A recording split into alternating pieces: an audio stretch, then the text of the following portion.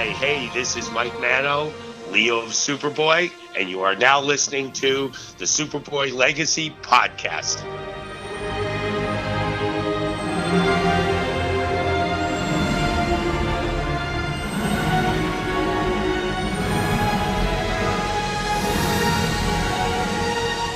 Welcome, Superboy fans, to episode 5 of the Superboy Legacy Podcast. I'm your host, Sam Rizzo, and joining me is my co-host, Tom Gallagher. Hello. Hey, Tom, how's it going? Pretty good. Just watched Superman Man of Tomorrow today, which was awesome. We won't get into that now, but I really enjoyed it. But... Yeah, it looked really, really good. On today's episode, we have a very special guest, and it's just mind-blowing to have one of the cast members from the Superboy television show. And today I'd like to introduce Michael Manno, who played Leo. Michael, how's it going? Hey, what's up, guys? How are you? Doing good. Thank you. Cool. Thank you for being on the show today. Oh, it's a pleasure and a privilege. So let's get into a couple questions we have. Sure. So can you tell us a little bit about your background, how you got into acting, how you started in the business? Yeah, actually, this is kind of interesting. I was originally going to school to be a dentist. I was going to Rutgers University in New Jersey, and because I wanted to go to dental school, the year that I got out, okay, it seemed like that year everybody wanted to be a dentist and a veterinarian. So what happened is that because my grades weren't like that great, and I wanted to go to Tufts or Georgetown Dental School, which is really hard to get into. So somebody suggested, why don't you go to another school, get an associate's degree in dental technology, okay? And this was in Scotch Plains, New Jersey. So while I'm going to school, of course, because you're in college, blah, blah, blah. Well, I started to work in like a 7-Eleven, a convenience store. Back then, like the minimum wage was like $2.33 an hour. I'd work all week to make like $84. Wow. I'm talking back in like 1970. It was probably 77, 78. Okay, I know I'm a lot older than you guys. Don't date yourself. Come on, don't date yourself. The rate it's going, I might just be dating myself. Anyway, so what happened was I was working in this convenience store. Now I came from a town, all right, that if you didn't have a fast car, play football and surf, you were like a sissy. Okay. All right. Yeah. It's a real small town, Tom's River, right? So here it is. I'm in school. So this girl came up to me one day and she goes, Michael, you should be a model. I'm like, what? A model? What, are you kidding me? I said, my father, I'd be the laughing stock of where I call him a model. Well, anyway, long story short, she finally talked me into going into this little agency. And this has a reason to see where I got to get on Superboy. Okay. So she said, you should be a model. So she talked me into going into this little agency. And this lady, I got my first gig as a model doing bridal shows. Like when they show the gowns and the thing to, I guess, the people getting married, like the tuxedos and stuff. Okay. Well, the lady liked me, I guess, whatever. She made me the groom, which is like the center of the show. And at the end of the show, I did the show one night. I got like $150. I'm like, whoa. Compared to working all week for 84 and making this is like third grade math. Okay. So the next thing you know, I started doing that. Then I started doing gigs there. Then the lady told me that from the agency who owned the little modeling agency, she said, you should be in New York. She literally took me by the hand one day to New York City to an agency called Wilhelmina, which was one of the top agencies like in the world, Wilhelmina, Ford, and Elite. It's like we're all the top, like, Cindy Crawford, Celia Ward. I mean, all the big models this is the Super Bowl. Right. So okay. Like the top of the top. The top of the top, the cream of the crops. So I got to Wilhelmina, started doing stuff there. And then I went to the lady in the they have a TV department. I'll never forget her name, Joan House, because she helped me. She goes, Michael, she goes, really, she's, I can tell from your personality, you should be doing TV. So, long story short, I auditioned to get into Stella Adler Conservatory of Acting. I don't know if you guys are familiar with that, but Stella Adler was back. I mean, Lauren Bacall went to her, Robert De Niro. Oh, wow. As a matter of fact, on his side, so like I had to audition to get into the school. It's a theater school. Wow. That's why all my takes on Superboy, the sounds I love me because you can hear me. Plus, being Sicilian Irish from Jersey, you will hear me. We have that in common. We're both Sicilian, Michael. Bingo. And you understand. Yeah. What do they always say? Hey, listen, I'm not yelling. I'm just Sicilian. Right. Right. Yeah. You could be 2 feet, like, within, like, a foot of that person and be like, you're yelling. Stop yelling. Yeah, but you're not. We're in the same room. What are you doing? Like, my brother and my brother and my mom have that problem. Why are you yelling at me? I'm still sitting right next to you. What are you doing? So, yeah. I totally funny. Get it. So what happened now on a funny side to go into Stella, this is what it's like being Sicilian Irish. Here I am in the school, right? So every time I used to walk into the school, like they have these chairs that you have to sit in, like all prim and proper. And I used to go in there with my leather jacket. I used to lay back in the chair and slouch back. And her assistant, Ron Barris, every time I used to go in, I'd say, "Hi, Ron," as the people are filing in. He always used to say to me, "How you doing, Bob?" And then he's calling me Bob, like for the longest time. So there's one day I walked in and I said, Ron, my name's not Bob, it's Mike. He goes, "Oh, I know." He says, "But the way you act and you sit in the chair, you look and act just like Robert De Niro when he went here." Wow. Okay. Yeah. Now that's a compliment. Yeah, I guess so, if you look at it. So then this one day we're sitting in the class when Stella Adler, and you could relate, well, this is the Irish part. Whenever somebody used to come in like a girl, and Stella would sit on stage and say, "Show me some emotion," the first thing a woman does, she starts to cry. Okay. So when she starts to cry, everybody she'd be up on stage going, "I don't believe you. I don't believe you. It's a lie. It's a lie." So all of a sudden, she turned around to this girl one day. Here I am slouched in my chair. She turned around to the girl one day. She said, "Honey, don't you have an old Irish drunk uncle someplace that you can imitate? Because if you imitated him, it'd be better than what you have now." I raised my hand. I said, "Excuse me, I have about 10 drunk uncles. You can borrow any one of them." Oh, that's great. That is yeah. so funny. So now moving forward, so all of a sudden I took a trip to Florida. Okay, now here's where it goes. We were leading up to Superboy. Now there's the background. Okay. So now here's this Sicilian Irish kid from Jersey. You're coming down to Florida. I started dating a girl down here. So this girl I was dating, she was a Fort Lauderdale Strikers cheerleader, and her girlfriend. We were talking one day. She says, "What do you do?" I said, "Well, I'm a model in New York."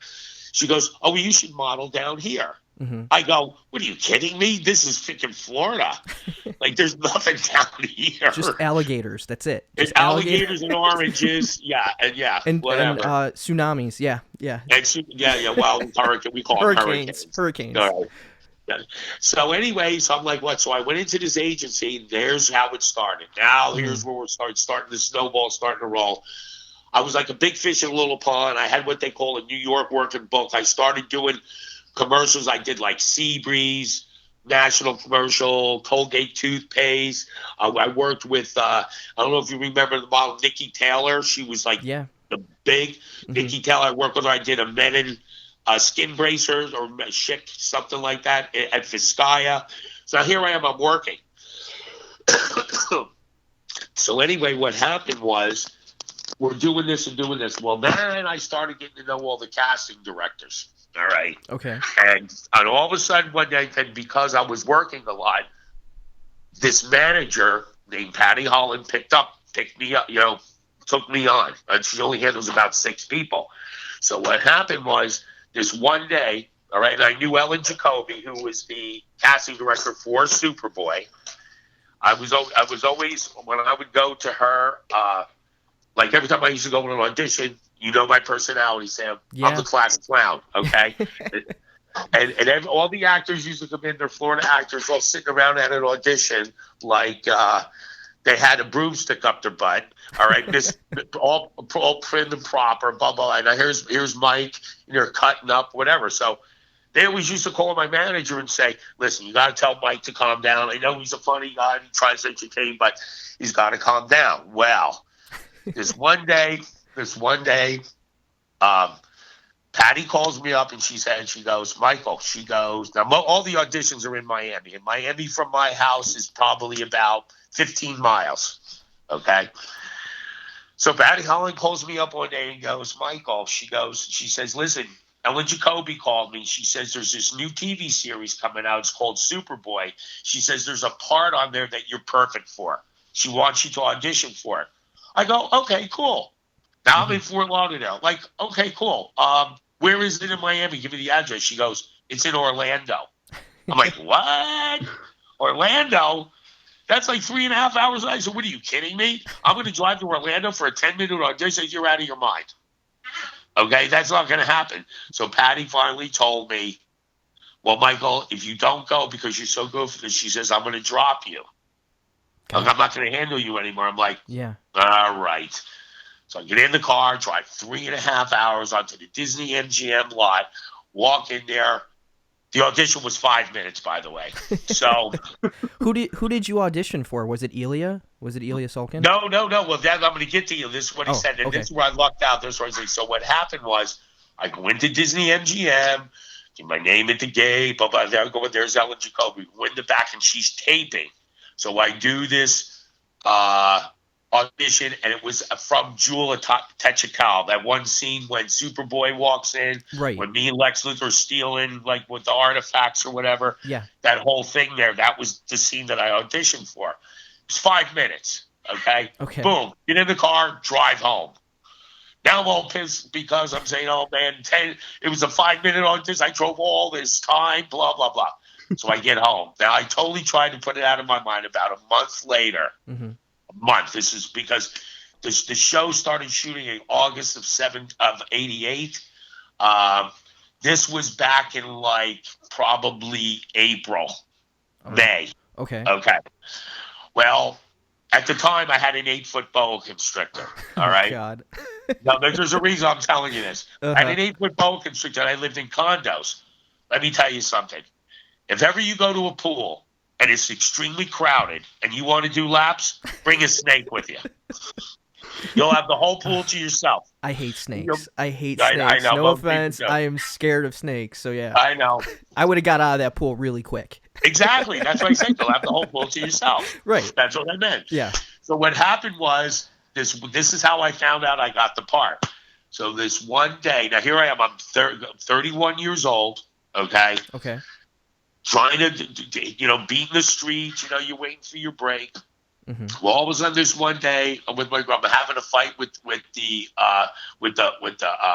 HOA, okay, homeowners association, because I took my snake in their pool. Okay, he used to swim around something. I'm having an argument with, going back and forth with that. We're gonna fine you, evict you, all this other stuff. Okay. Anyway, so all of a sudden the phone rings. Now it's Patty. She gets on the phone, and I remember I'm standing up because at that time we didn't have cell phones. It was, the landline wall phone. So right. She goes, Michael. She goes, listen, I've got something to talk to you about. Something I have to tell you. I'm like, okay, Patty, what is it now? I figure she's going to tell me. I went to the audition up there, and she's going to tell me that they said something bad about me. I was cutting up or being a bad boy or whatever at the audition. So all of a sudden she goes, Michael, you better sit down. I said, no, Patty, listen, I'm having a really hard time right now. I said, just tell me. Just tell me. I'll never forget the words. Michael, you just landed the role as Leo on the TV series Superboy. Wow. I almost fell over. Wow. And that's how it started. Yeah. So there you go. Yeah, that's amazing. And what was it like when the show premiered? Because I know it premiered on October 8th, 1988. Yes. What's the significance of that date, other than it being the night the the show aired for the first time. Well, it was my birthday. Yeah. Yeah. I mean, what a birthday present! You want Yeah. to take the way that it went, Sam, because it premiered on October 8th. From what I heard, well, okay, back to the audition. I mean, not to, in retrospect, you asked about Ilya. Yeah. Usually, if you know the way acting works, that usually they will have so many people audition for the part, almost like a beauty contest. They have what they call callbacks. So if they have 10 guys, they'll narrow it down to 5, then 4, then 3, then 2, then they decide. And I'd have to keep going to Orlando because, you got a callback. Well, I guess I had an angel on my shoulder the day that I auditioned, because from what I heard, when Ilya Salkind was watching the audition tapes, he saw mine and said, "That's Leo, book him." Yeah. That was it. I got the part. It's kind of similar to what happened with Stacey Haiduk, who played Lana Lang. He knew right away that she was was Stacey. Yeah, that she was perfect for Lana. For the part. She was perfect. Stacey was absolutely perfect for the part. She looked the part. Yeah. She had the personality for it, the way she did her lines, whatever. Yeah. So what happened was, so now back to the premiere. So the first episode, they were going to use something else, but they decided to go with Jewel of Technical, which I was with Lex Luthor and Leo. So now here I am. I go to this big hotel in Orlando, okay? I forget that with the Piedmont or something. Sometimes like it's a big high-rise. Yeah, it's the Peabody Hotel. Yeah. Oh, Peabody. Yes. Okay, I was close. I was in right stadium. You were right there. I was there, right stadium, wrong seat. Okay. You got it. So Peabody. Mm-hmm. Okay, so here I am in this big hotel. Entertainment Tonight's there. They have this ballroom with this big, gigantic screen. There's Hollywood Reporter, Entertainment Tonight. There's all that. I'm like, whoa. To me, and it's my birthday. Then right before they premiered the show, they came out because Jimmy Calvert, who played Jimmy Olsen at the time, his birthday was October 6th. Oh, wow. That's crazy. So what they did, they rolled out a cake with both Jimmy's name and my name. Happy birthday, guys. Blah, blah, blah. Congratulations. I'm like, holy cow. They're rolling out a cake. We have a cake. I'm like, I was pinching myself. Is this real? I'm in this big ballroom. And to me, from being a small town kid, this is like being in the Super Bowl or heaven or both. So they rolled out the cake, blah blah blah. They sang, everybody sang "Happy Birthday" to us, blew out the candles, and then we premiered the show. Wow! It got all good reviews, but I got to tell you this, because you guys know the show, and you know what my part was. I was basically playing a character 180 degrees of my personality. My personality is The Sopranos. Okay. Easily, all right? Yeah. So here's the next day. I call my mother. Now this was the best acting compliment I ever got, and it was from my mother. And it's not the kind of compliment that, of course, you're her son. Oh, my son's a great actor. He should have won an Academy Award, like some other actors, they do really not such a good of a job, and the mother's, well, that's my boy, blah, blah, blah. Right. Well, right. I said to my mother, after she watched it, because the show premiered, I was on all the TV stations. I think down here at that time, they played it twice on Saturday night, 29 and 39, which is a local channel. I think it was Sunday morning at 11:30. All right. Wow, they really played it. They played it every weekend. They played it. So the next day I got up, because it was October 8th. I think it was a Saturday night. Yeah, it was Saturday night, October 8th, 1988. So the next day I called up. My mother wished me happy birthday, because I said, Mom, how did you like the show? All right. Yeah. Now, here it is. Dead serious. My mother's 100% Irish. She has the personality, she's the female version of Archie Bunker. Okay? Without a doubt. Okay. So I said to my mother, Mom, I said, how'd you like the show? She goes, Michael, she says, you were funny and the show's funny, show's good and all that. She goes, but I cannot stand that guy pushing you around like that. I'm like, Mom, it's acting. He's not really pushing me around. Then my father got on the phone.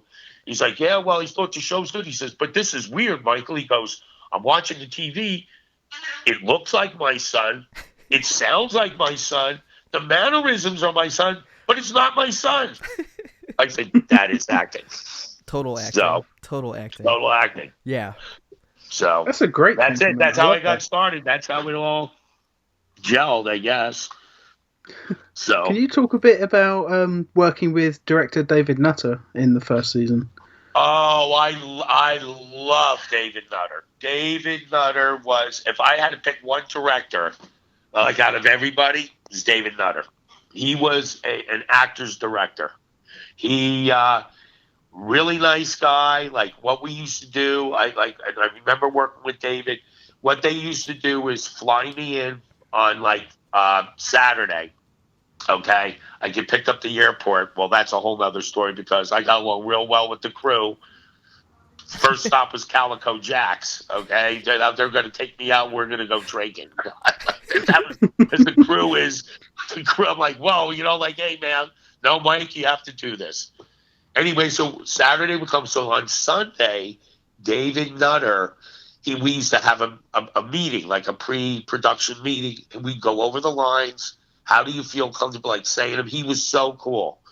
And because myself, now, first of all, to all you out there to know the pecking order of Hollywood, really what people don't realize, the producers, the directors, the writers, everybody are at the top of the totem pole, okay? The actors, believe it or not, are at the bottom because any crew that works, they look at actors as spoiled, egotistical, whiny little kids. That's the way they look at actors. So, they want this, they want that, they want this isn't right, oh, I'm not, what's my motivation, blah, blah, all that stuff. Well, because here's the little butcher's son from New Jersey, my first big break, I was terrified because this is like a big deal on a TV series. I used to stand on my mark. Whenever they used to talk to me, I'd say, yes, sir. No, sir. I knew my lines. I knew the lines of Lex Luthor. I knew when to push him. Like if they said the way to beat, if I was behind him, I used to push him on his mark. And I crossed all my T's and dotted all my I's. So I got along with David Nutter so well that I was really interested that usually when actors, they do their scene, okay, the scene's over, get the hell off the set. They don't want to see you. Get the hell off the set. Right, you're done. Right, you're done. Okay, we got to move on. Next scene.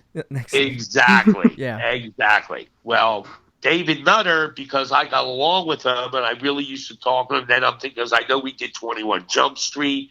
He did a Ceasefire with what's his name, Don Johnson. He did that. He has some work under his belt. Yeah. So I had a lot of respect for him.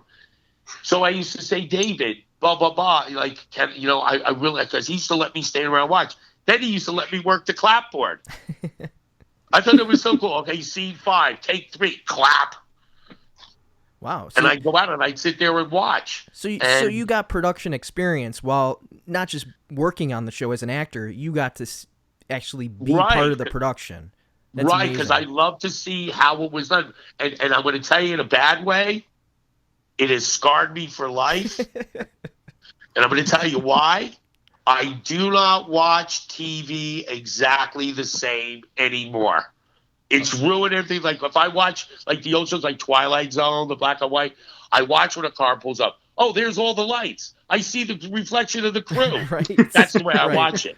Right. So you could pick out what's in the frame and you analyze the frame. Oh, that's wrong. That shouldn't be there. Or continuity. Wait a minute, that wasn't there before. And people think. And whenever I'd watch a movie with people, they'd say, Michael, why don't you just enjoy it? I said, I can't. I'm ruined. I'm scarred. I know the way they do this. I know exactly what's going on. So you, when you watch a show, you analyze the camera angle, you analyze where the boom mic is, everything now. So yes. It's crazy. It ruined me for life. I can't enjoy any movie because I know the way, so I'm scarred. Well, I've been traumatized. But you know what? It's cool. I'm the same way. I look for the same things, like continuity. I'm really a stickler for looking for lights. Sometimes in scenes, like I'll see an actor standing there and he's on screen. I'm just like, where is that light source? Because it makes zero sense in the context of the scene. Yeah. Or when they go in the West, when they light a candle, the whole room lights up. Yes. Like, wow, there must be a bonfire in the back. Or I notice this they do with cars. Like if you watch a car bump, because if they're doing to see somebody getting out of the car, they take like wax to like try to dull the car to cut down on reflection. See, I pick up on that. Every time I see something reflective, I look for the camera. Say what? Every time I see like anything reflective on screen, I'm looking for the camera. I'm looking for crew members. Yup, or the crew. Yup. Or sometimes I've even seen where they I guess they forgot because there's so many things on their mind that actually a car will pull up. I can see the people standing there. I'm like, I see them. Yeah. And then the other people watching that don't know how TV's done, or like commercials. The same thing. I watch for all the things, but the way they're doing it. And it's because with David Nutter, I learned a lot just from watching him. And the nicest thing that David Nutter said when I'll never forget, we were at a rap party, and this was really nice that he said this. He said he was sitting with what was the line pictures? Bob Simmons, right? Yeah, Bob Simmons was kind of like a hard nut to crack. Okay, like I would try to be present when he came, but he's sort of like a little bit of a stick in the mud. And like I remember he came up when I was first on the show, and he goes, Michael, how do you want the credits? Do you want Michael Manno? I said, Mr. Simmons, you can put anything you want.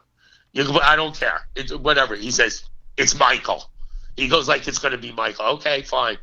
So when we were at a rap party, because David Nutter was sitting with Bob Simmons at a table, and I walked over and I said, David, thank you so much. It was such a pleasure working with you. I really appreciate, all that you put up with me, blah, blah, blah. He turned to Bob Simmons and said, he says, you know what? He says, I wish all my actors were like him. And that's because I was so grateful to get the job that I was there like a soldier. I was yes sir, no sir, boom, and that's the way I did my part. Right. And that's why they used to call me One Take Leo, because I knew if I had a close up to deliver the lines and to do it because I know that they're in a rush. Yeah. They want to get it done. Well, speaking to that, what was it like working with some of your castmates, like Scott Wells, Stacey Hyduke, John Hames Newton as Superboy, Jimmy Calvert as TJ White? What was it like working with them? They're all nice. I mean, and I'm a professional, and I don't, I mean, how in depth do you want me to go with this? Like, because I don't want to be the National Enquirer here in the Globe. Well, I mean, like, what was your experiences working with them? How were they on set? Did they know their lines? Did they kind of slack off when they were there? Was it a lot of fun? Was it a family atmosphere when you guys were making an episode? Sort of. Okay, from what I picked up when I was on the show, I mean, John was cool. I mean, John wasn't really overly friendly to me, but I mean, he was cool. Stacey was very pleasant. Jimmy Calvert, he was really cool. He was like a regular guy kind of thing. Now, Scott, because he's my father, I tried to always, because like bond with him, because, our trailers were right next to each other, and we'd always, and we'd always, go over, like, when we did lines, we'd go over the scene. But for some reason, and I heard the crew saying this, he acted more like Lex Luthor off camera than on camera. So he took method acting to a whole new level. I don't know what method he's using. It must be like dyslexic. I don't know, or like whatever. But and in a way, I felt bad for him because his personality. And sometimes, and God rest his soul. I mean, God rest his soul. I mean, I'm a very spiritual person, and I'm not bad, but there's sort of like funny things to this. Yeah. I mean, when it's a little bit derogatory, like, first of all, he was constantly had to do looping. He constantly had a loop. Okay. Because they couldn't pick up the sound. And I remember Bob Devlin. If I'm correct, Bob Devlin was our sound guy, and I'd say, and I used to go up to him and say, so, Bob, was that okay? He says, don't, Mike, I ain't worried about you. He says, you're fine. I can hear you loud and clear. Okay. But Scott, when he used to deliver the lines, he had to always go back and do looping because they couldn't pick up on him because his enunciation and projection was not spot on. Mm-hmm. And then because of his personality, he was always like a little bit sort of like on the quirky side. And I felt bad because I used to want to try to hang out with him, because I'm a people person. Right. Well, the crew, we go out and we walk in a bar, but there's Scott all by himself, and they wouldn't talk to him. Because I don't know and I never asked, but whatever. He was just more or less, he was like a loner. Yeah. And I used to try to be sociable with him. Well, then the only time where I had a big thing with Scott, I'll never forget this. And this was and David Nutter was the actor. Was the director. So I guess one day they were having a problem with Scott. Okay. I don't know what the reason why I didn't go into that, but I showed up at call time, blah, blah, blah. We're like we're first up or whatever. And I go in and David Nutter goes, Mike, he goes, we have to wait a couple minutes because Scott wasn't at the set or something they had a run-in with. I said, so he shows up, and I'll never forget this. We had was it the one when he had a tuxedo shirt on? I remember that. So it had to be. It was the season finale, the Luthor Unleashed episode, because he's taking Lana out on a date. So right, okay, yeah. That's the one. Okay, that was because he had that was it. Yeah, because he had a tuxedo. And he loses his hair the next day. Yeah. Right. I said, yeah, is that looks like punk? Yeah, that's really rad, man. Yeah, right. Yeah. Right. Yeah, something like that. Okay. I love that episode. Yeah, well, that's really rad, man. Isn't that too much for punk? Yeah, okay. So, what happened was, we go into the set, right? And all of a sudden, David goes, well, we're sort of having a little problem with Scott, like, blah, blah, blah. I go, David, I'm going to go have a talk with him. Just wait 1 second. Let me go have a talk with him. Scott was outside from the soundstage.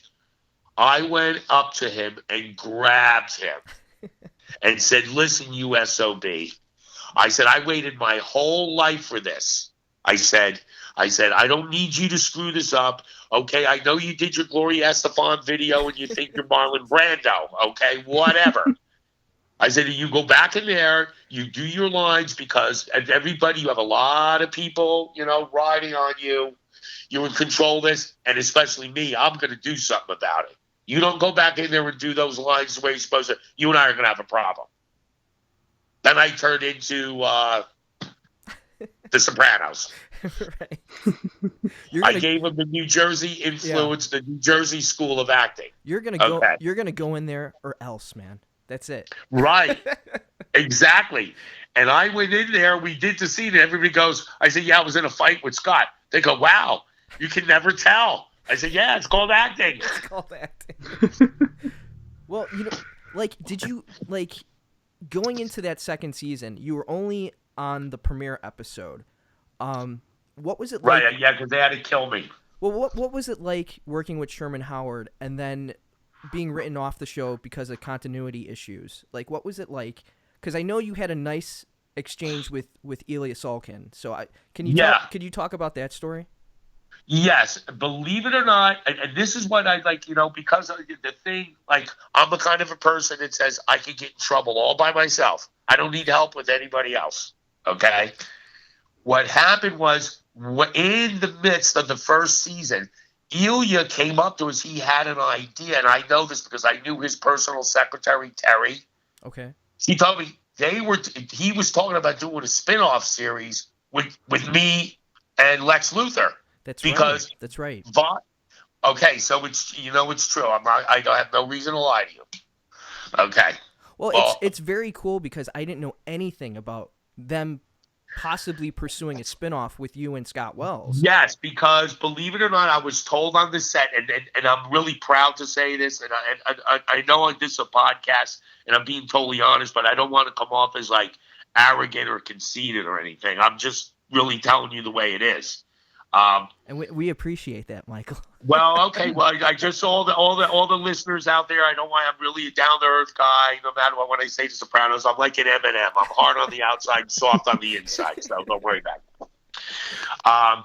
What happened is that I heard this because Viacom, who was our distributor, liked us so much. I mean, I'll never forget this.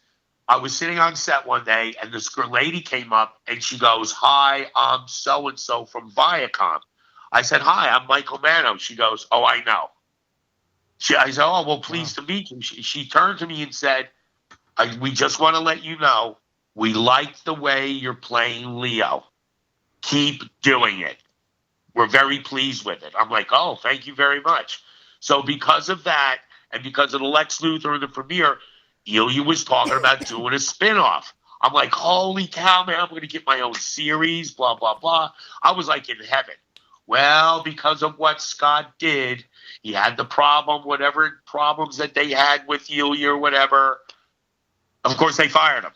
So that's where Sherman Howard came in. Now, I hear this. My allergies are killing me.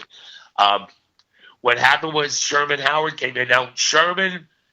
he's a nice guy, don't get me wrong, but I really didn't have that many like conversations with him. Okay. We sort of like he just more or less kept himself. I was sort of like kept himself until when we got together and did with this ring ID kill, blah blah blah. Right. What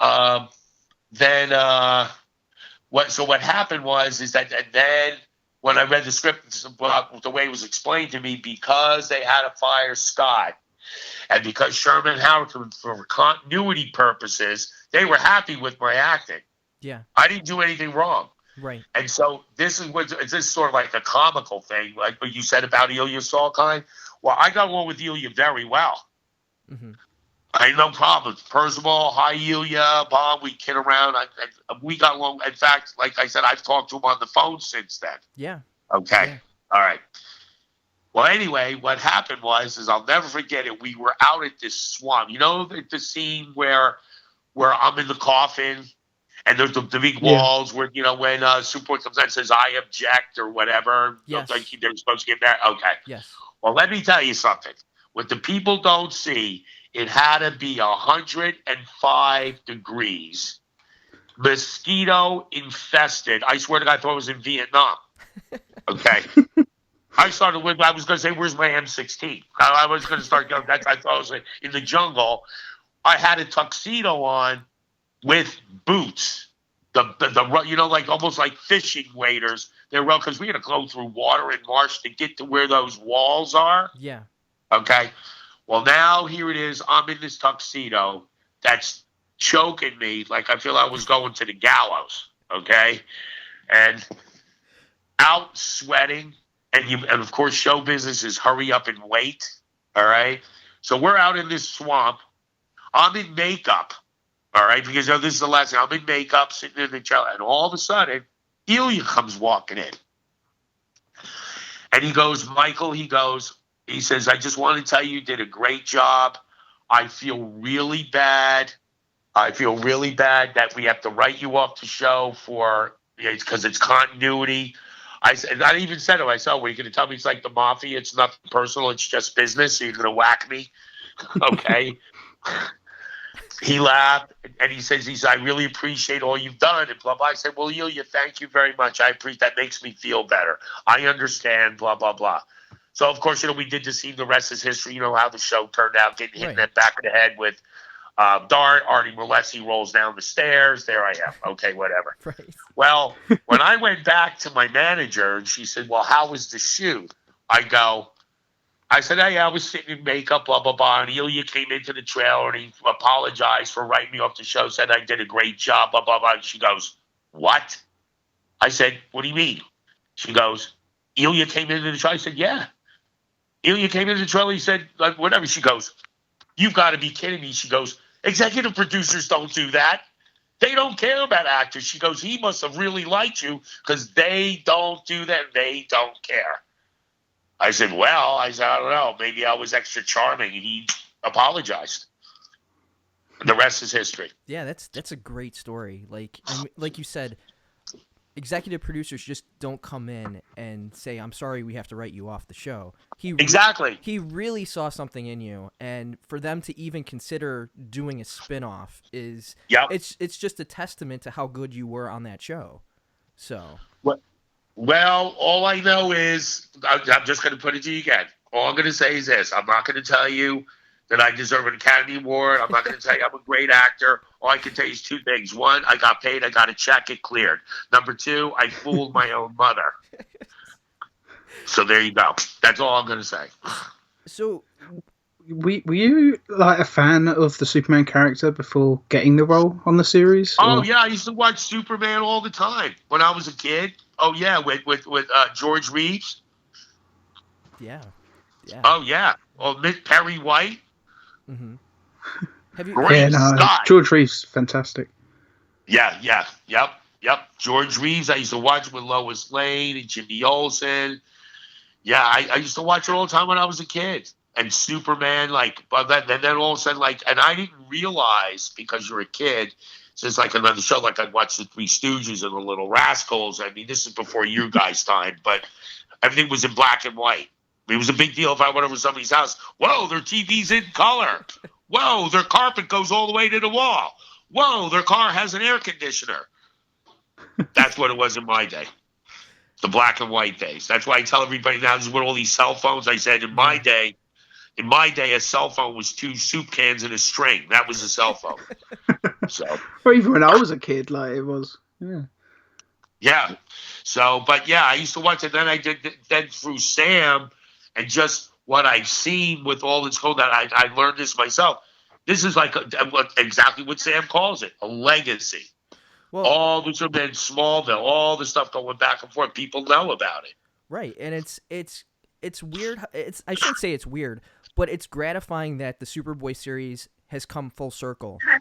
And, yes, and that more and more fans through streaming services, through digital downloads, through the DVDs, thanks to Warner Brother Archives, people are discovering the show for the first time, or rediscovering it. How do you feel about this resurgence of the series in a way? You know what? It's really funny, Sam, that you asked me, because I'll tell you something.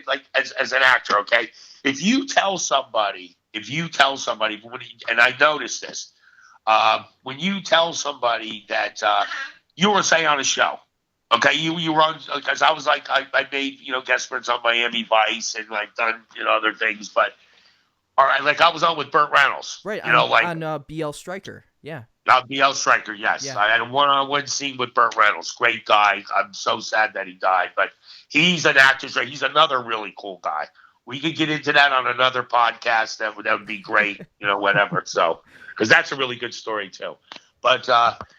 But what it is that when you tell somebody you're in a show, and they'll say, well, what character were you? And you go, well, watch going down the street. I'm the guy that does this, blah, blah, blah, blah, blah. You have to familiarize them. Well, what I noticed with Superboy and this whole Superman legacy, as soon as I say I played Leo on the show, they go, who's that? I said, well, did you ever see the Superman movie? Yes. Mm-hmm. Okay, Christopher Reeve. He was Superman, and Margot Kidder was his girlfriend, like Lois Lane. And then you had Gene Hackman, and Valerie Perrine was his girlfriend, and you had Ned Beatty. He was those. Well, I played Ned Beatty's part. That's right. But then people look at me like, you played Ned Beatty's part? Otis? I say, yeah, but I was Lee. I was a little bit cooler. I was a little bit cooler. And you were more of the muscle behind Lex Luthor. You straighten people out. So yeah. So, yeah. I did collections. Yeah, I did collections. Yo, forget about it. I'm gonna break your figure. Is there a problem here? Kiss the ring. I'm just saying. The ring. Right? Yeah, kiss the ring. Kiss the ring. I'm gonna take off one finger for every 1,000 that you owe us. Yeah, I did the Lex Luthor. I did the Lex Luthor collection. That's right. But everybody, from what people told me that I was a likable bad guy because I was so naive and nonchalant that people you couldn't help feeling sorry for me. Well, I mean, You know, It was almost like Leo didn't know any better. He's just like, this is my friend, even though Lex is horrible exactly. to him. You got it. It's just- You hit it right on the head. Exactly right. And that's what they told me. Like, that's my character description. Like, basically, Lex Luthor's my idol. I'm not as smart as he is. I'm greatly influenced. I'm just a big thug, blah blah blah, with the Michael Jackson haircut. Okay, and they used to call me Rock and Roll Leo. I was Rock and Roll Leo. So you had a lot of nicknames on the set. You really yeah, they did. Yeah, I did. That's how you can tell. That's how you can tell that they all liked you as well. Like if you get one nickname, that's something. But if you have multiple nicknames, like yeah, you've clearly made an impact. Yeah, well, what they used to do is they used to call me One Take Leo because I would be able to do my close-ups in ones because I knew the lines and I would deliver with enunciation, diction, get it over with. Because, like I said, I went to theater school. So, on top of that's one nickname. But then the other crew, because they'd see me outside, they also used to call me because, I have a turned up nose. Of the way they used to fix my hair, they used to put a curl. I used to have that curl go down in front, just like Michael Jackson. Plus, I always used to be really tan. So they used to, when they come by my trailer, they go, "Yo, Michael Jackson." But then they used to start calling me Rock and Roll Leo. What's up, Rock and Roll Leo? Like rock and roll. So, yeah. I got along with the crew very well, believe it or not, even all the way down to craft services. I mean, because I was so appreciative, I respected everybody's job, what they did as a team. I wasn't trying to run for president or anything, although I'm seeing what's going on now, I probably could. But they do a better job. But yeah, all right. But yeah, I got along with them, and I really enjoyed myself. It was like you felt a camaraderie. I mean, even like when like Jim Hampton, like I worked with stars, or Michael Landon Jr. Yeah. Or the only one that was really spoiled was Pamela Bach. Oh God. Okay. She just used to use, because what we used to do, like this is really funny. When we were on the Disney, the first season, first half of the season, we shot at Disney MGM. Then when Universal wasn't even completed, we shot on their sound stage. We were the first ones to go in there. I guess after that they shot Nickelodeon, and for MTV and other stuff. Well, when we were at Disney MGM, because we're on the lot now, everyone after I got the part, this is real funny. It's almost like being a movie star. You roll up to the gate, and the guard would see, because he knew exactly who I was. How you doing, Mr. Manno? Hey, just call me Mike. How you doing, Fred? Whatever your name was. Boom, rolling lot. You walk in the production office. There's all our pictures up on the wall. Now you're on the lot. So if we had to shoot, we were done by 10, and our call time was like 4 o'clock in the afternoon for another shot. Man, we go into the line. I just ride the rides. We used to go into ride the rides. So then me, Lex Luthor, or Scott Wells, now Pamela Bach. She was married to David Hasselhoff, right? Okay. I think. Yeah, I think she was married to David Hasselhoff. Well, wow. She was sort of like, plays the blonde thing. She was just like you, because we knew how to get on the lot to go on the rides. She wanted to just hang out. It was me, her, and Scott. And that's when I used to try to buy. We used to go ride the roller coaster, go on the other rides, blah, blah, blah, whatever. Because we had nothing to do. So we used to just kill time. Did you get to keep anything? Like, do you have any keepsakes from working on the show? I have hats that was signed by Reza and John. Like, thanks for being like, I have like 2 or 3 hats. I have my Superboy jacket. So you have one of the crew jackets. Wow, that's awesome. Yeah, crew jacket. Yeah, I still have that. So my clients I have the scripts. Wow. I have all the scripts. From the show. Yeah. I have fan mail. Saved all that. Did you have any? Do you have any crazy fan stories? Like.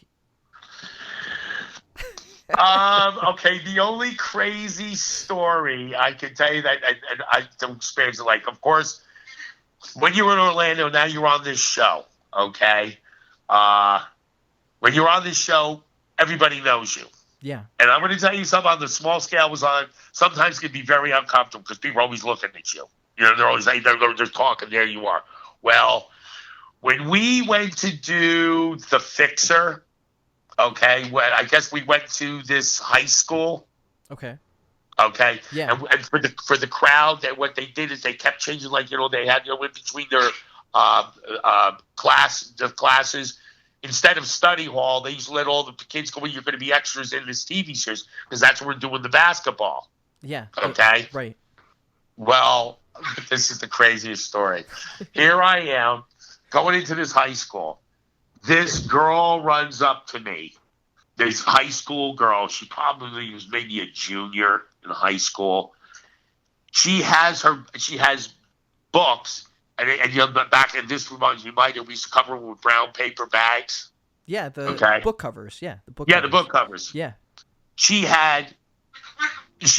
goes, Leo, will you sign my book? And all of a sudden I go, sure.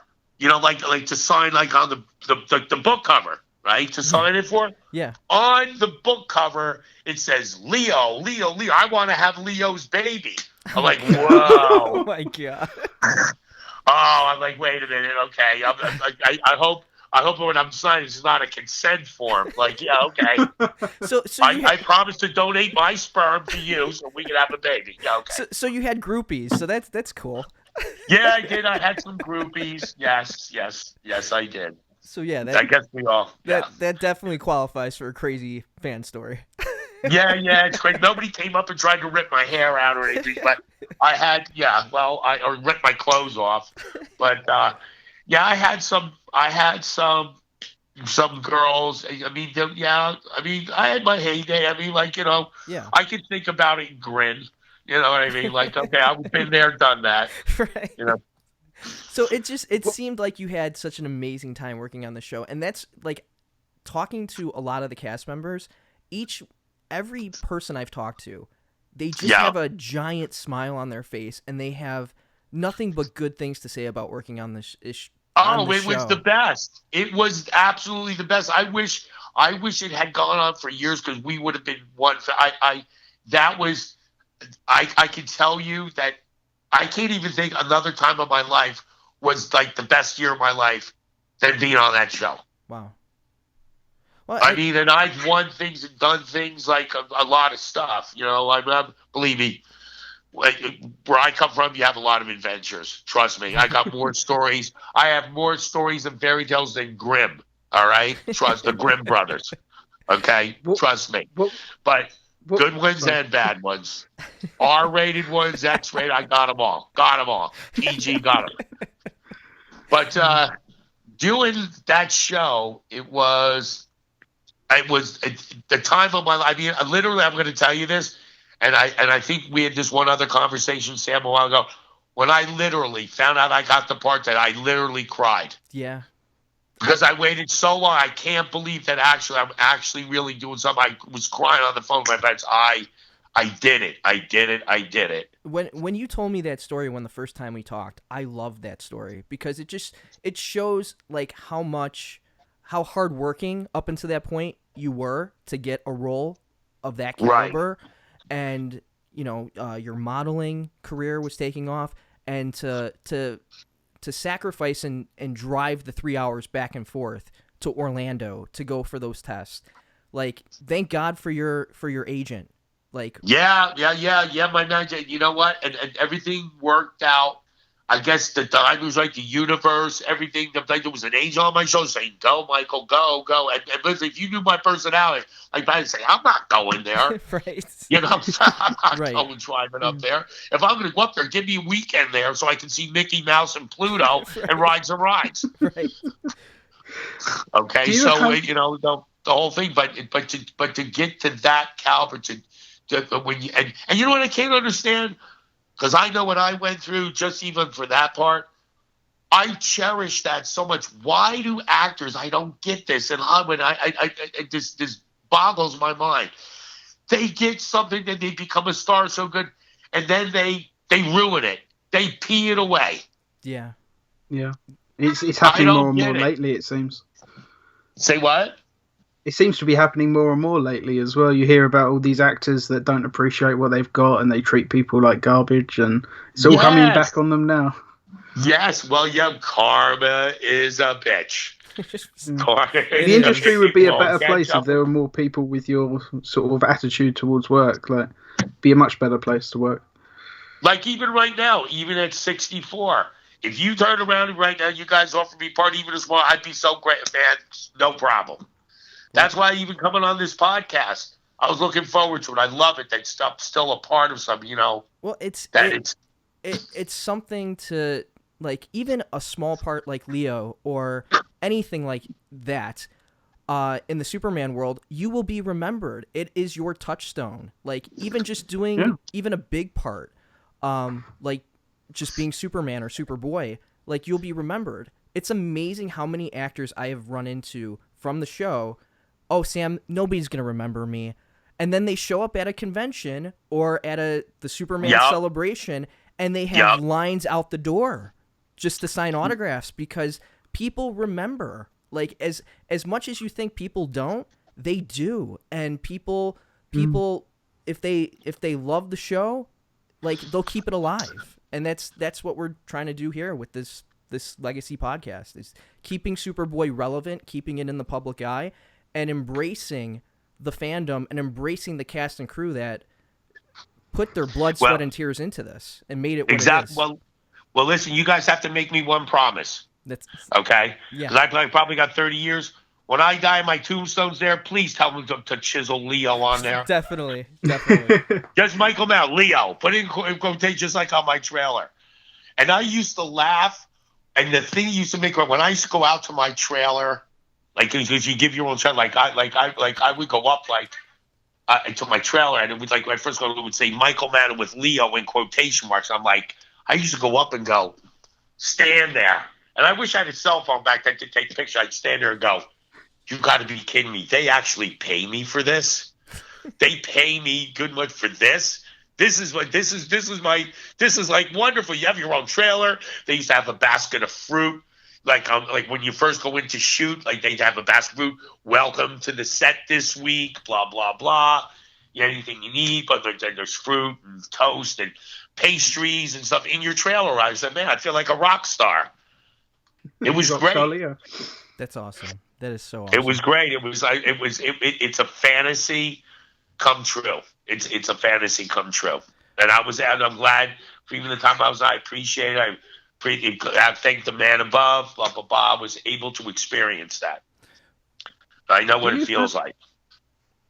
Yeah, it sounds like it was a pretty incredible experience from what you're saying. Do you have like a favorite particular moment from working on the show? Like, okay, a particular moment. Okay. Or God, I had a lot of fun on. There's so many, or even just an episode, Michael. Well, right, okay, this one. Okay, I'll give you an episode. Now, if you rewatch the episode, okay, and I'm going to let you in on this little thing people don't notice, but I'm going to tell you, okay. This is a little insider. If you watch, what was the one when Lex Luthor goes on a date? That was the last episode of season 1, Luthor Unleashed. Luthor Unleashed. Okay. If you watch when John Newton and Jimmy Calvert come in when Leo answers the door, yeah, and I have like the cavalry with the striped shirt. I mean, I look more like a jailbird. but when Leo answers the door and says, "Where's your buddy?" They're walking around playing good cop, bad cop. Yeah. Or like, what's going on, Leo? Watch that. Well, there's going to be a part, and I used to mess with John. The camera is at my back, showing John's face over my shoulder. While John was starting to deliver his line, I was standing there making faces that you can't see. And he almost lost it. Oh, that's great. That is so funny. Watching, you're going to see he starts to break, and then he captures himself because he started to lose it. Because I was like, oh, look at him. I was making these faces at him. Oh, I'll tell you what, we've been doing commentaries on episode. We've been doing episode commentaries of episodes. Yeah. Yeah, we'll have to save that episode and do that one with you. Yeah, we definitely got to do an episode commentary with you, Michael. That'd be so much fun. So you could point out. Yeah, I have a ball. But see, when you go back and watch it, now look, if you have the episode, watch it when he walks in the door. And he walks in the door and he's going to start putting this, and he starts to laugh because I'm standing with the back, and I'm standing there straight, not moving, going making with my tongue and rolling my eyes and all this other stuff to make him laugh. Well, seeing how go ahead. I'm sorry. No. Go ahead. Well, seeing how you're on the Superboy Legacy podcast, what do you think the legacy of this series is in the grand scheme of Superman on film? How do you feel like years later looking at this series? I think it's all like a spider web. It's all tied in. Everything that has Superman, Superboy, Lois and Clark, it's all intertwined. It's a whole conglomerate of a whole, like you say, it's a legacy. It is. It's that no matter how old you are, old, young, they're all because they look for the, but listen, you could have Iron Man, you could have all these, all these different characters, Spider-Man, whatever, but mostly I'd say the two that stick out, that everybody will know is number one, Superman. Right. Anything Superman, Superboy, two, Batman. Yeah, definitely. Yeah. Definitely. Okay, there you go. Definitely. So then you have you have all these other ones like from DC Comics, but those two are the ones, no matter who you talk to, they know. Well, they know. Yeah, I mean, that S is everywhere. Like, you could go into the jungle and show somebody the Superman or Superboy S, and people will know it is Superman. So yeah, I mean, they'll throw a spear at you, but they know right. what you're talking about. Right. Or they might eat you. But they'll say, oh, yeah. Whatever, but yeah. Well, they'll know who Superman is. Well, wrapping up, Michael, is there anything you want to plug? I know you have your Facebook group on Facebook, the Michael Manno Leo group. Yes, I have my on there besides Superboy Legacy. Of course, then there's I have my own site. It's Michael Manno Leo of Superboy. Feel free to go on, post, whatever. I put pictures up all from the show that are on there. Even Burt Reynolds, I have all this other stuff all from past pictures. I figure people get a kick out of them. And yeah, they're amazing pictures. There are a lot of production pictures I've never seen before, and I have a huge, extensive photo. You have the collection. Yeah. But how about your Real Deal Property Sharks? You want to talk about that a little bit? What you're doing now on Facebook, your Facebook Live shows? Well, if you go on Facebook, okay, now this is more my personal people, it's a total separate crowd. On this show, I'm no longer Leo. I am Jersey Mike. That's how people Jersey Mike. And not like the subs. Okay, this is real. I'm a cross between, I would say, David Letterman and Howard Stern. We talk about something. It's what it is we do all different. We do some location stuff, but it's called Real Deal Property Sharks. We're on Facebook. We're on YouTube. All we have to do is type in Real Deal Property Sharks. You'll see us sitting at the table. We do like an amped up version of like The View. I have two co-hosts, Debbie, who's a real estate agent, and Nick, Coach Nick. He's a lawyer, but he's a marketer. And we talk about things that people think about but are afraid to say. I say them. That's great. Yeah. That's great. But is there anything else you would like to talk about, Michael, before we wrap up this episode? No, I'm good. Is there anything else you guys want to ask me? I mean, that's the whole thing you want to ask me. Tom? Anything at all? One more question. Obviously, at the moment, things are kind of static in the way that the world is working, but when this whole coronavirus thing is over, would you be up for doing some conventions or maybe a digital reunion with some of the cast? Oh, without a doubt. I love stuff like that. Oh, without a doubt. I would have a great time. I'd look forward to it. Sure. Well, Michael, thank you so much for coming on the Superboy Legacy podcast. It was a real honor to have you on. It's always great to talk to you. You're so authentic, and we just love having you on. So we can't wait to have you back. So thank you so much. Well, thank you so much, guys. I appreciate you guys having me on the show, and I'm looking forward to when you guys get this thing rolling out there, and whatever I could do to help, just call me. You know my number. Call me. Thanks, Michael. Appreciate it. So all right, guys. Take care. All right, guys. Talk to you later. Thanks very much. Thanks, Michael. Thank you. You're very welcome. All right, talk to you later. Bye-bye. Bye. Bye. So for the Superboy Legacy podcast, I'm Sam Rizzo, your host. And Tom, I'm Tom Gallagher, co-host, and man, wasn't that fun? it was so much fun. I hope the talking to him. audience, So much fun. I hope the audience enjoy it as much as me. I feel a little bit hyperactive now because my heart's racing. Like, that was just so much fun. I really enjoyed it.